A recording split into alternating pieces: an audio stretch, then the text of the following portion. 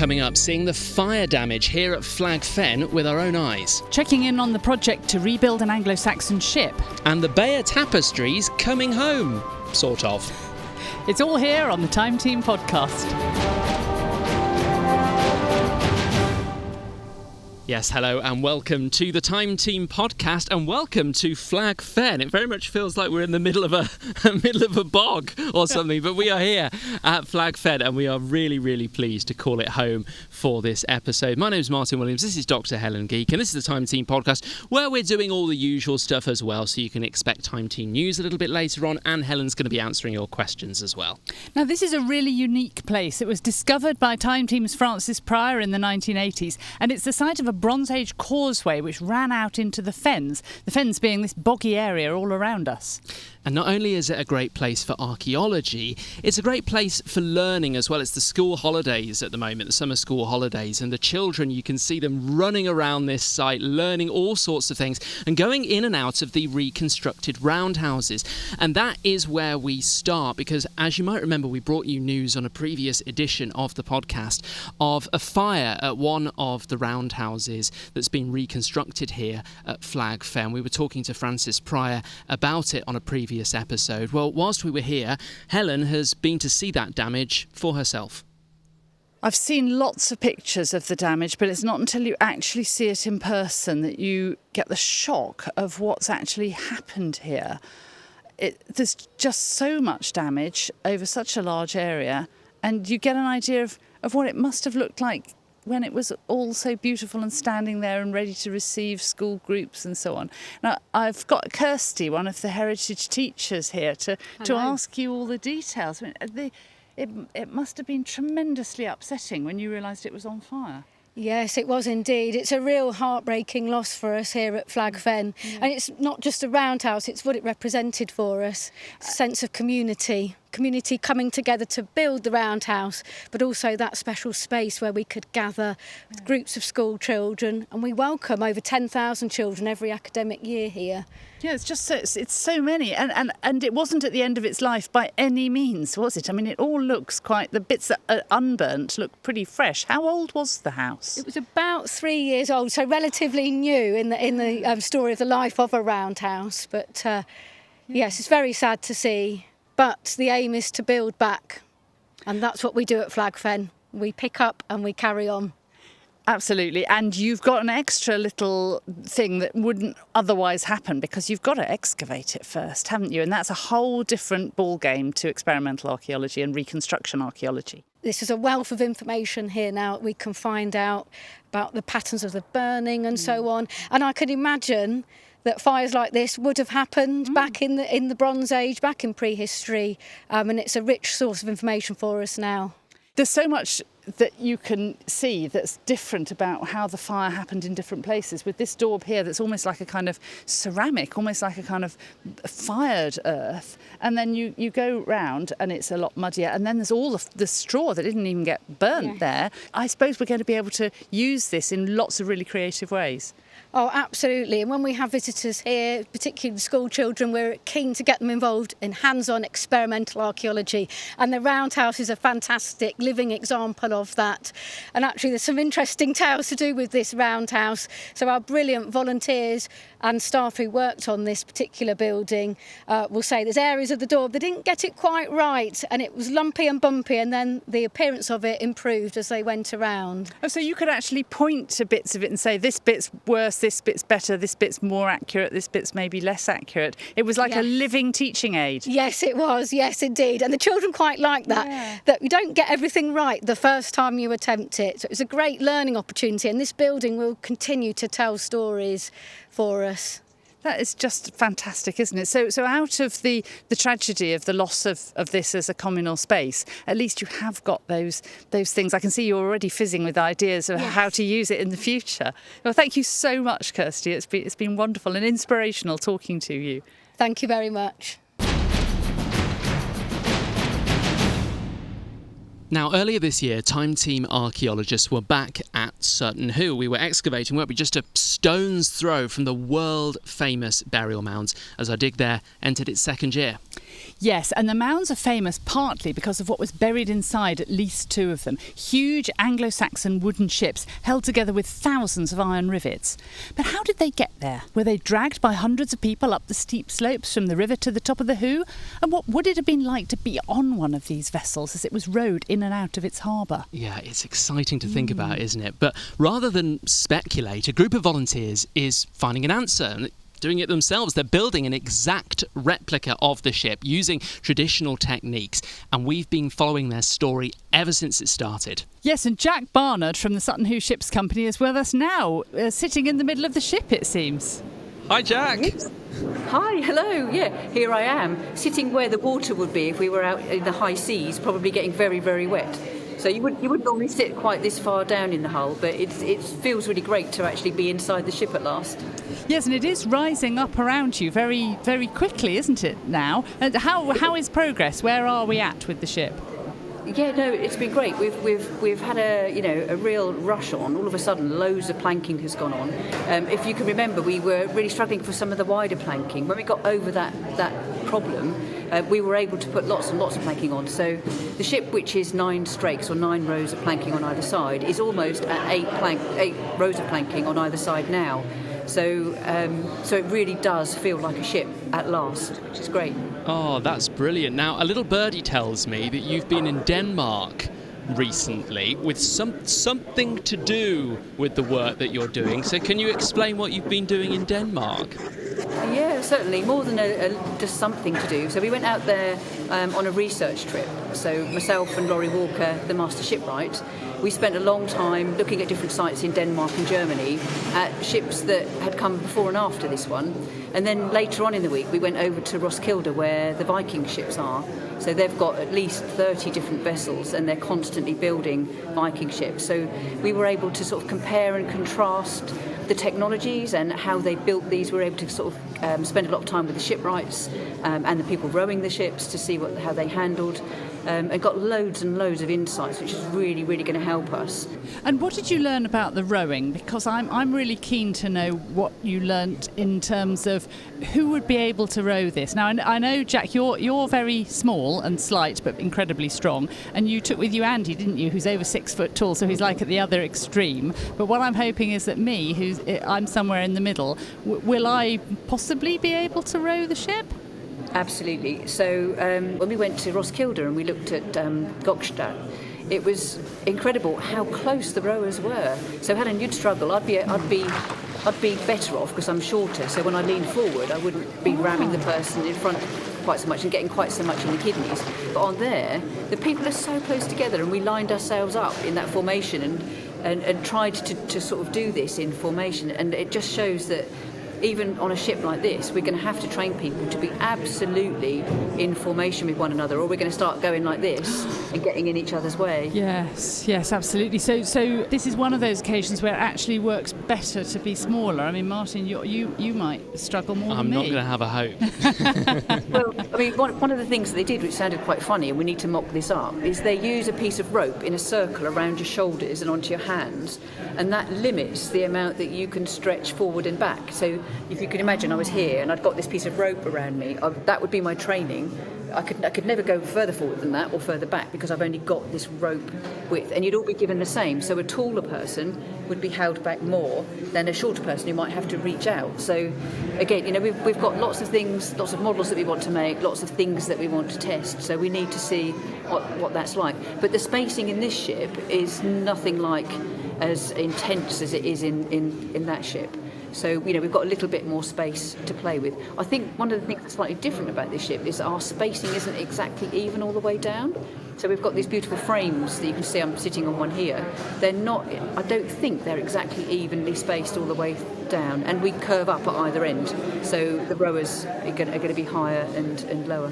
So, Jacq, with all this research, obviously the work is very much still going on around you. So are we any closer to a completion date? Do we dare Absolutely. whisper when this might be finished? I can whisper it quite loudly, so I can actually tell you that we have got a whole crew that are now organising the launch, and we're aiming for approximately the last day of May in 2027. So just as big as the whole project of building the ship is, the launching is going to be equally as large an event, really. So we're well on the way, and we think the ship will pretty much be finished by the end of 2026. But it will give us enough time, to tinker with it, get people trained up. Because even the launching of it, we're going to have to train people and walk them through. So we've got some, we're looking at every possibility at the moment. We've got some kind of interesting and novel, quaint ideas, really. So we just have to work through our modern health and safety to see whether or not those things are possible. But yes, we are definitely looking to, spring 2027. Oh, well, Jacq, we're with you every step of the way, and we're looking forward to catching up with you again very soon. By the way, if you are interested in learning a little bit more about what the Sutton Hoo Ships Company have been up to, then we do have an exclusive video tour for our Time Team members, don't we? So you can go and support us on Patreon to see Meg Russell getting a bit of a tour of the Longshed in Woodbridge. You might have heard the exciting news about the Bayeux Tapestry recently. All 68.3 metres of it, that's 224 feet, is coming to the UK, which is incredibly exciting. Now, we're doing a swap with the Bayeux Museum in France. We're getting the Bayeux Tapestry for a bit, and they're getting some of the material from Sutton Hoo Mound 1, including the iconic helmet, which, of course, we on Time Team are very familiar with. We are very familiar. I mean, this is great news for people in this country because it means far more people will actually be able to see the tapestry. So if you are planning to go to have a little look, what should you be looking out for? Well, Dr Alexandra Makin is a specialist in early medieval embroidery. Great to have you on, Alex. Hello. Hello, thank you for asking me. That is a pleasure. How then do you feel about the tapestry coming to the UK? When it was first announced back in 2018, I was, like everybody else, I think, really, really excited about the whole thing. But then obviously nothing happened for various reasons. So when the announcement was made this time, I'm a little bit more cautious about it because obviously it will be really exciting if it happens. But we've got to make sure, well, the Conservators in France have got to make sure that it's okay to travel. So fingers crossed. And as the time draws near and everything's confirmed, then you will see me getting more excited about it. Do we know if it was actually made in England? So we have strong evidence to suggest that it was made in England. A lot of research and scholars have pointed out that the design and the imagery is similar to surviving manuscripts that were at St Augustine's monastery in Canterbury. So we have that strong link through the design side. But then from the embroidery side, embroiderers from early medieval England were renowned throughout what is now Europe. And we have the beautiful surviving embroideries sort of from the Cuthbert vestments, the stolen maniple, etc. But we also have documentary sources that talk about women embroidering hangings with depicting the deeds of their husband, and they were hanging these embroideries in their homes. So we have lots of different types of evidence to suggest that it was made in what's now England, combined with the fact that while there is some documentary evidence that embroidery was being produced in Normandy by women of a higher rank, the skill set wasn't spread through society as it is what was in early medieval England. So then at what point did it make its way over to Bayeux? This is a question. It's a bit of a mystery. I love mysteries in research. So the first hardcore evidence, if you would like, is a documentary source from the 15th century that talks about the Bayeux Tapestry being in Bayeux Cathedral, and it's put on display once a year for a few days over the feast of St. John, if I remember correctly. And then it's packed away again at the end, and then it's brought out on this occasion annually. So this is the kind of evidence that we've got for its first appearing in Bayeux. But whether it was there before that, well, this is a tradition that's set by that point, so it must have arrived before that date. We just don't know. It does seem extraordinary that it was rolled up and put away and brought out again so many times by Bayeux Cathedral in the past. And obviously you can't just roll it up and bring it over to England. I mean, it's going to be so difficult to get it here. And it's extraordinary that it's survived at all. I mean, how significant and rare is it? So today it's very rare because it is as far as we're aware at the moment, obviously, it's the only surviving hanging that tells you this story that you can read, that isn't just a fragment, an archaeological fragment. It's, it survives to such an extent that we can read the story that it's telling us. But at the time, it was a wall hanging. There were lots of them. It was made of wool and linen. It wasn't made of precious silk or gold or other types of metal threads and things like that. And so people would haul it out of its storage and hang it up and then put it back again, like you read in Beowulf, where they decorated the hall in honour of Beowulf. It's only from antiquarians through to today where we feel very precious about it, and understandably so. Do you have a favourite bit, Alex, of the tapestry? That's a horrible question to ask.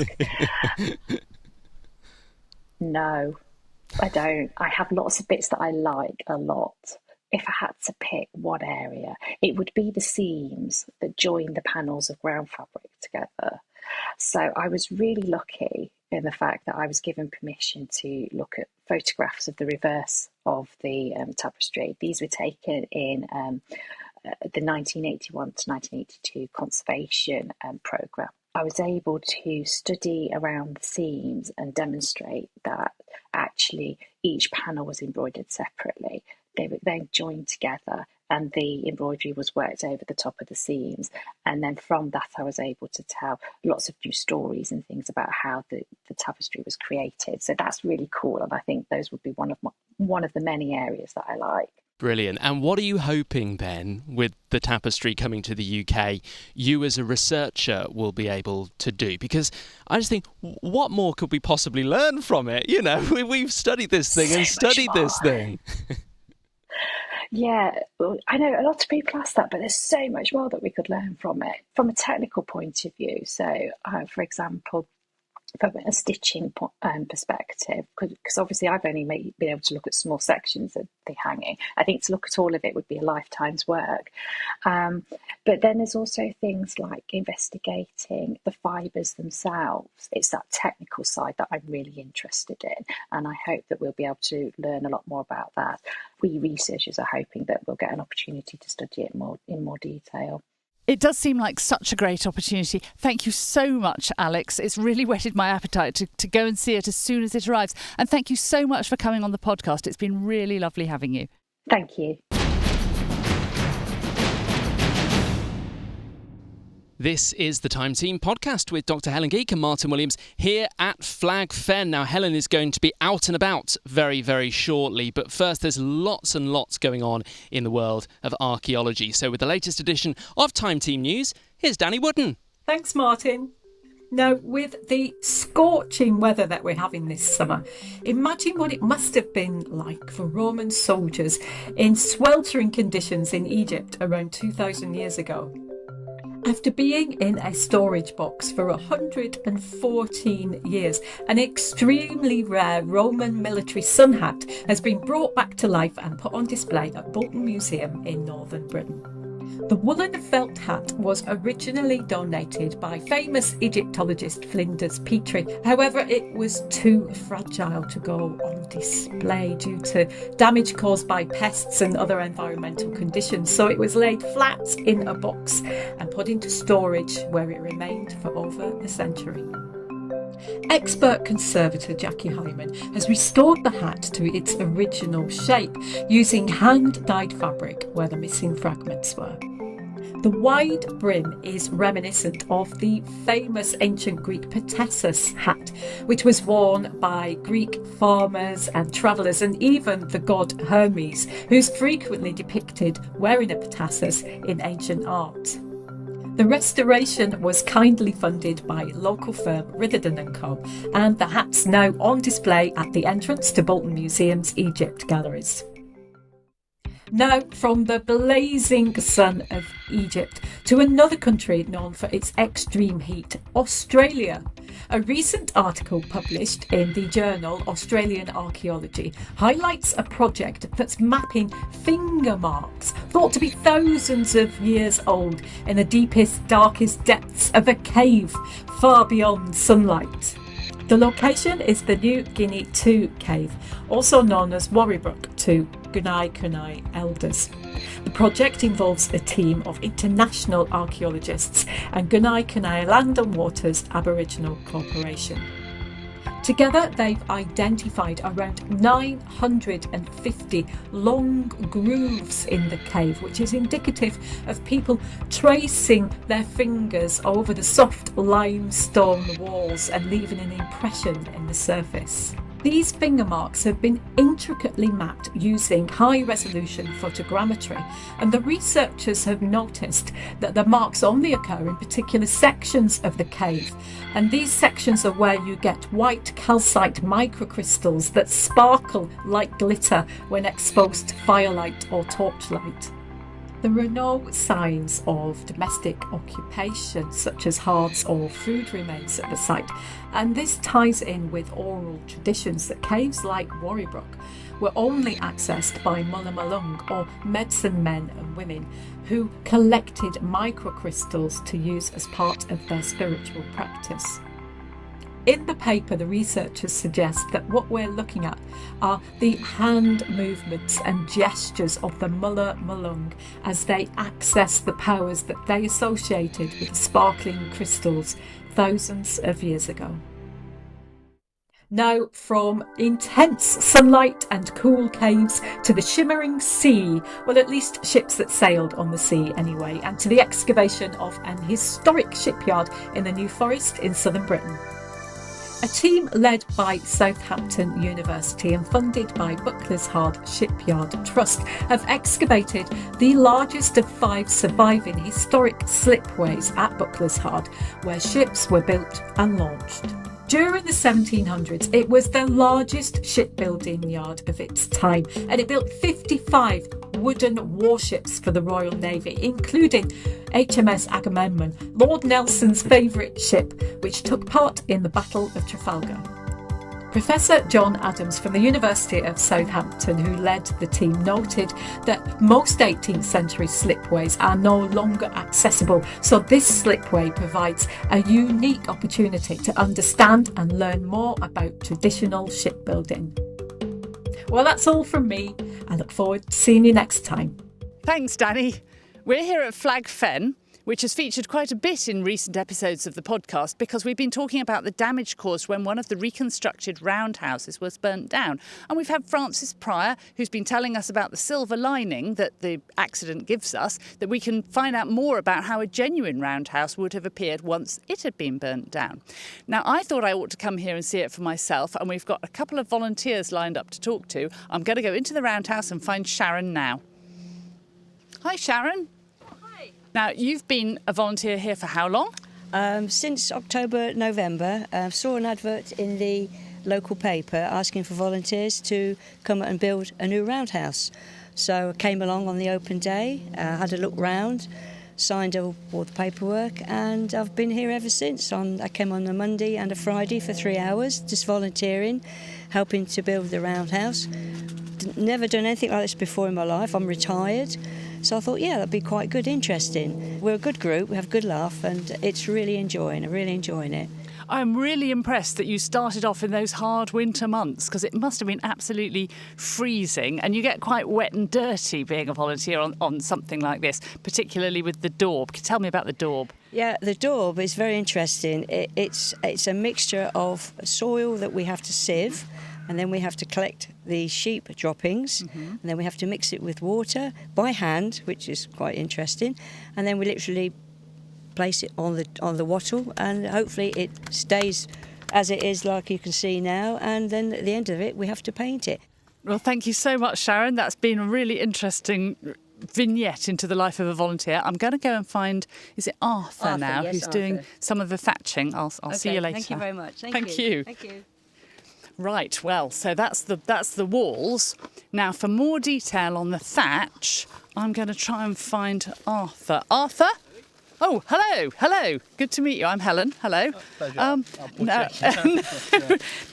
So you are, as we go, thatching this, and you're deep in the straw. Is it straw? No, you're deep in the reeds. Yep. So this stuff's actually Norfolk reed, and it's because that's what we naturally have an abundance of around in this part of the country. You might use thatching straw if you lived in a different part of the country where you have a bit more farmland.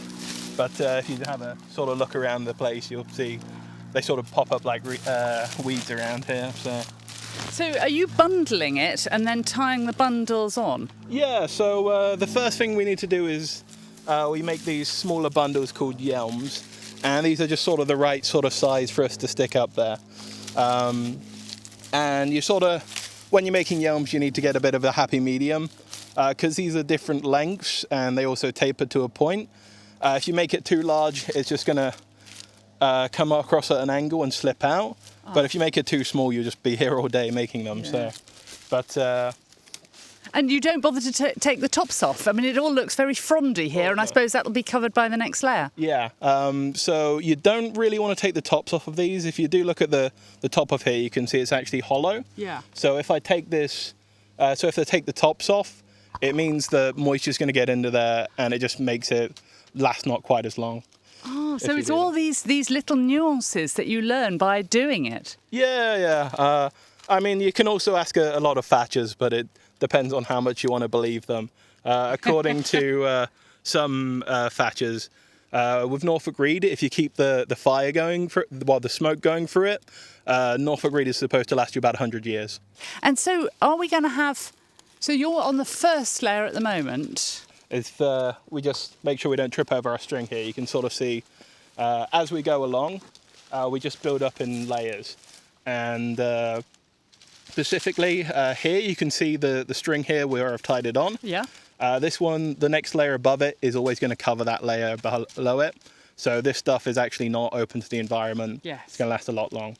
But technically this would be the second layer, because on the very first layer, you want to build it doubly thick. Just because when the rain comes, it's going to wash all the way down to this bottom layer. So this one needs to take the most amount of water.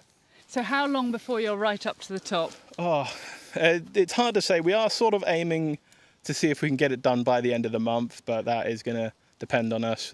Generally, we only have, you can only have about 2 people here. So we have people making yelms when we can do, and that helps speed things up. Well, that seems really fast to me. Yeah. Well, the good thing about it being a round structure is you're essentially dealing with a large cone. So the more you go up, the smaller an area you have to thatch. Yeah. So that does help quite a bit. Yeah. Oh, well, thank you very much for showing me around it. It's very pretty as well as being very impressive. Yep, thanks. No problem. It's lovely to meet volunteers who are working on this building, learning new skills and creating something amazing that's going to be used for children and for all kinds of visitors for years and years to come. Thank you so much, by the way, if you are supporting Time Team by being a Time Team member. There's so many ways that you can do that. Maybe it's just by clicking subscribe on this YouTube video. Maybe you're joining us on Patreon. And if you are there, by the way, you will know that we have a whole community where you get to ask your question to Helen. Come on in, come on back in, Helen, because the work begins now, because this is where you answer the questions that people, Time Team members on Patreon, have been getting in touch with. Let's hear the first one, and this one comes from Fiona in Seattle. Hi, Helen. On Little Boy Blue, you were talking about the concept of edges and how it was an important archaeological concept, but I don't know what edges are. Could you explain? Thank you. Well, that's actually quite a difficult thing to explain. I should have thought about that before I started talking about edges, because there's something that everybody always knows when you start digging. People say, well, just follow the edge down. but you don't always think about what an edge actually is. And this, for me, dates back to a conversation that I had with Mick, actually, on the Isle of Wight, when I had only just recently joined Time Team. And we were trying to distinguish post holes and features. We were trying to work out what was a feature and what wasn't. And we came back to this concept of the edge. I said, well, look, Mick, we know that this in the middle here is different to that 3 feet away, but where does it change? Where is the edge? And you can negotiate kind of where one kind of material is and another kind of material is, and collaborate and decide on an edge. That's why it's often so helpful to stand up from your troweling, to look at what you're doing, to go and get a colleague and say, where do you think the edge is? So that's in soil. It's the edge in soil that starts off being important. But then you begin to find the concept of edges everywhere. And you're thinking, well, where's the edge of the Bronze Age? Where does it shade into the Iron Age? So we know that, say, life in 1300 BC is very different to life in 800 BC. Can we nudge up to a boundary, to an edge, and then be confident of it? Or in a typology, where is the edge between one type of say, brooch or pin and another type of brooch and pin? Where I suppose in a way it's a difficult concept because you're concentrating on the hard bits. The edges are the hard bits, the difficult bits. But it's so important, that concept of the edge, the getting into something different, something that changes. Why is it changing? Where is it changing? So that's my concept of the edge. And can you sort of talk about stepping back and getting that bigger picture? That's where things like standing up on a big scaffolding or the drone photography kind of can come into play with spotting patterns and spotting different things. Yeah, that's absolutely terribly important. If you're down on your knees staring too hard at it, or if you're looking at 810 BC as opposed to 820 BC, yes, that's no good. You've got to get the big view, and you've got to be able to see the wood for the trees. That's it. There we go. There you go, Fiona. I hope that's a good answer to the question for you. Let's have another one, and let's go to Brian in London. Hi, Helen and Martyn. Very much enjoy the podcasts and the amazing reinvention of Time Team in the new format, and of course a proud Patreon member. My question for the podcast is what are the benefits and difficulties of patron-led episodes of the programme compared to when the programme was undertaken for TV? Thank you.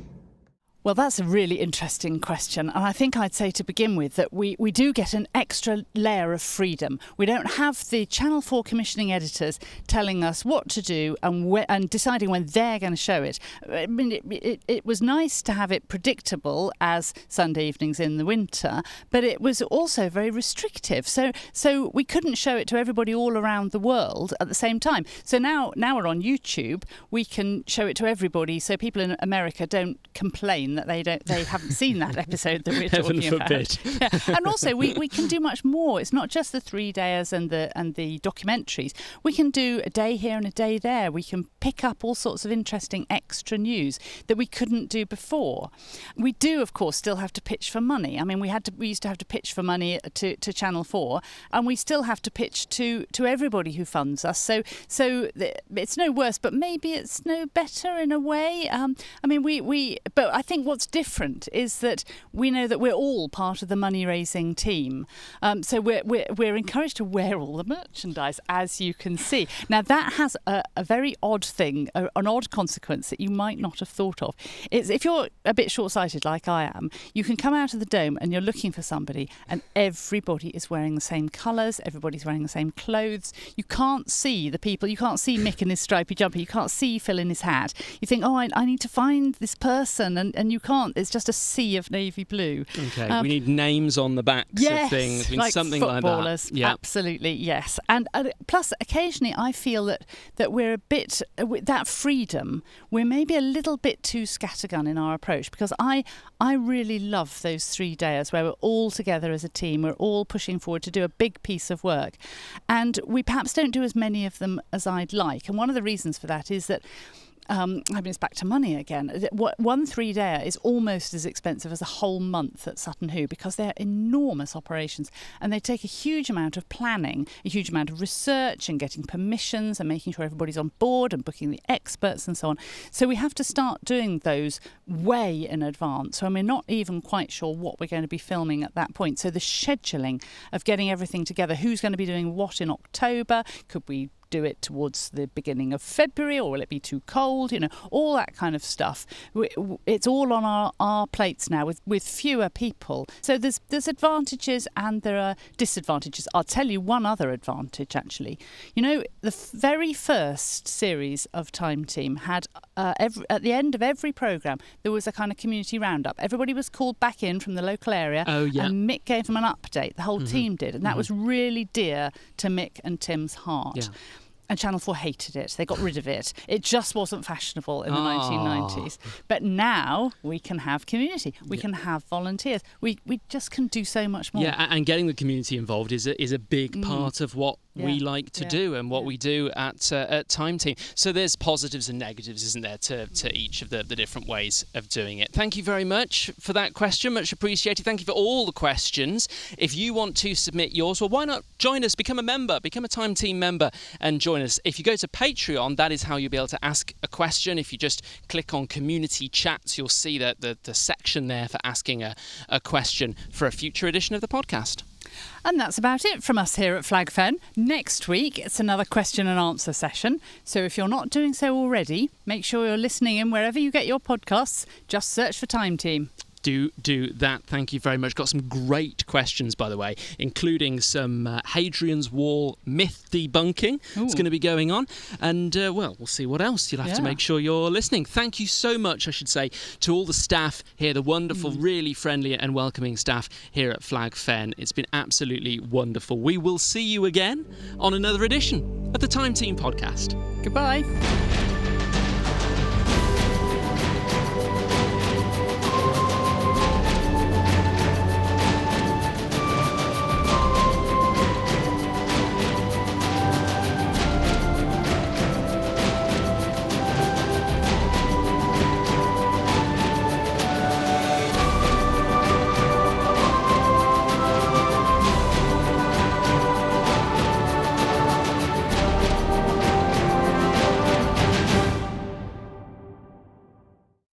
Support what we do here at Time Team by becoming a member. Join us on Patreon to see new releases first, get extended interviews, behind-the-scenes videos, masterclasses, and more.